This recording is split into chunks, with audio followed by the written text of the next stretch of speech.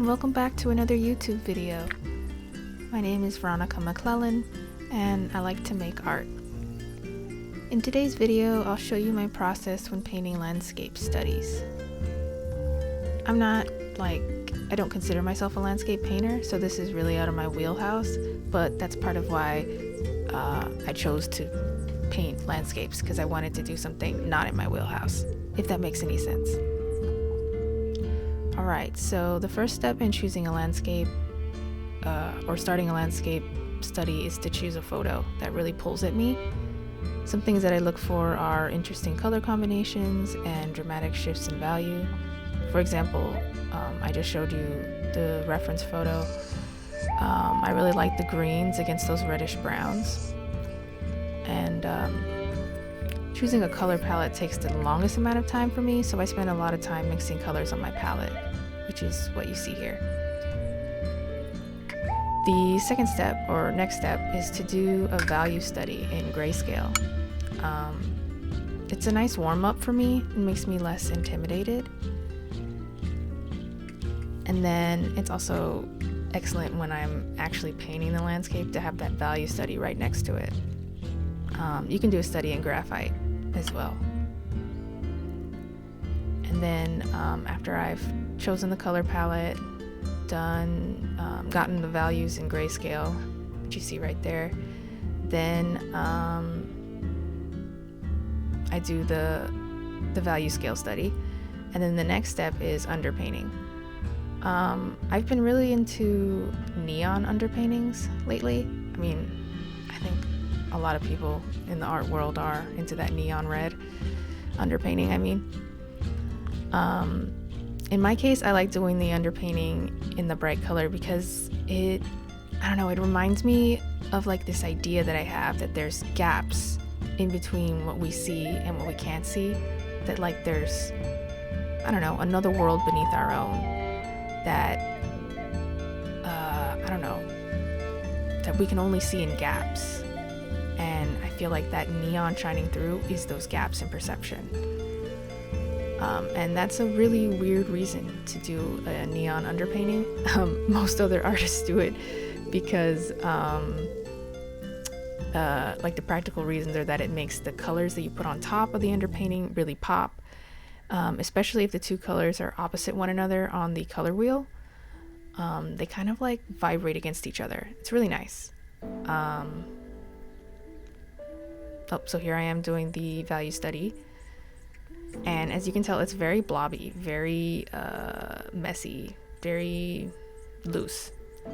And I find that if I'm feeling intimidated, just making loose stuff makes me feel less intimidated. It's like a reminder to myself that, hey, relax. This can just be a bunch of blobs.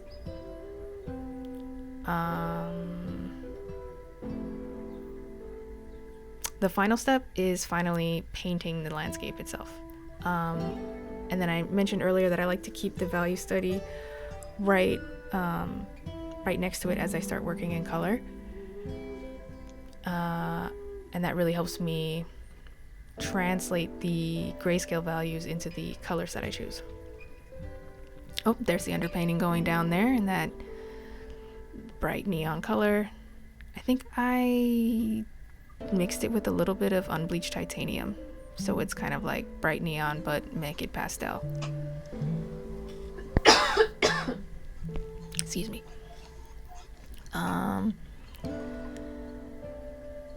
Oh yeah, while I paint, I wipe my brush off on another piece of paper in the sketchbook, and you can see that on the right hand side of my sketchbook. And the swatch page ends up becoming a record of the color choices I made while doing the landscape or whatever painting I'm painting. And I love looking at the abstract and random mark making that happens when I paint this way. It's just super relaxing to me. And it's kind of like doing two things at once. So I'm painting the landscape, and then I'm also just kind of making marks on this other page with no general composition in mind. And it's like my brain gets to take a break from rendering something that, from a photo, to just kind of messing around with the composition I don't know, I feel like it lets both sides of my brain relax and shore one another up. And then just one last thing, I like painting in acrylic because it's a super fast process. There's a lot of products you can use to slow down the drying time of your acrylic paint, but I don't have a lot of stamina, and so I gotta get this stuff down quick, like fast, like within 30 minutes. So I actually use a hairdryer on my paint, which is kind of funny to think of, because I remember when I was taking art classes in community college, like the fast drying time of acrylic was something that we were always fighting against. And now I'm just like, dry faster! I'm tired! Yeah. That's my process. Those are my processes for doing a landscape study. And then with this particular series of studies, I really liked the color palette that I worked on right here in this painting, and I tried to translate it into the next two paintings. I really like these greens and that like pinky color, and yeah, I love the way they play against one another. And this landscape looks almost nothing like the reference photo, but I kind of like it anyway because it's got this like Stranger Things vibes, or like, you know, a world just beyond our own. I don't know, I like it. Anyway, stick around and see how I paint the next two landscape studies, and then at the end I have like just a bunch of other landscape studies that I've done in older sketchbooks, and it's kind of nice to see my progress over time. Yeah, sit back and enjoy.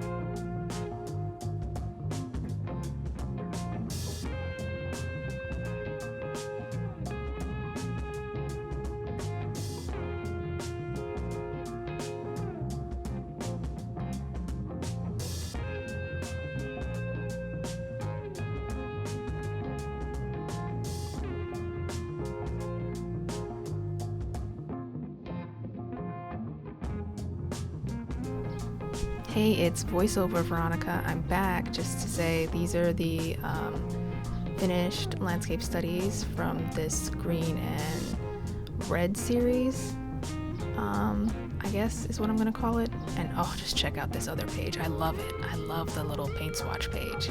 It's so glowy and strange. Anyway, but yeah, you can kind of see the pink underpainting peeking out between the edges of reality, I guess. And then I had this weird idea to do these strange bright colored skies behind the grayscale value studies.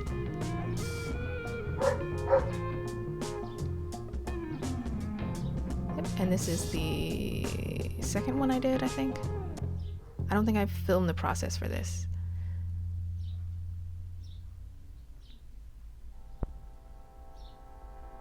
Yeah, I had a really good time.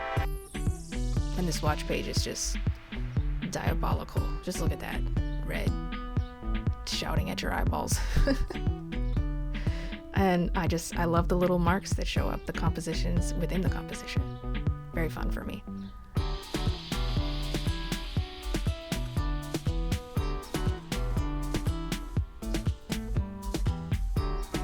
Oh, and this is the first one again. And I don't know if you noticed, but I somehow ended up painting this upside down.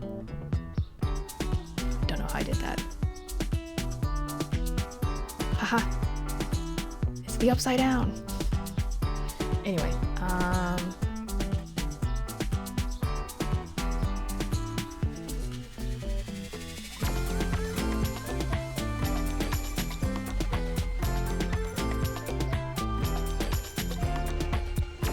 these are the older landscape studies I did in older sketchbooks. And you can tell that, like, I mean, that underpainting is almost the whole thing. But I've, like, developed the colors and maybe the process that I like to use better. Yeah. So my process has refined itself over time. I think I've gotten a little better at landscape paintings over time. But I guess what I get out of it is that doing something that I'm not good at kind of lets my perfectionist brain go to sleep, you know? Because I can tell myself, you're not good at it, it's fine, just mess around. So yeah, if you're having trouble with whatever it is that you do, whatever your thing is, try doing something else. Something completely unrelated, maybe. It really just loosens up that brain block that happens. That's all the advice I have for you today. Finish watching these, not great landscapes, but fun to do landscapes. There you go. Watch these fun to do landscapes. And have a great day.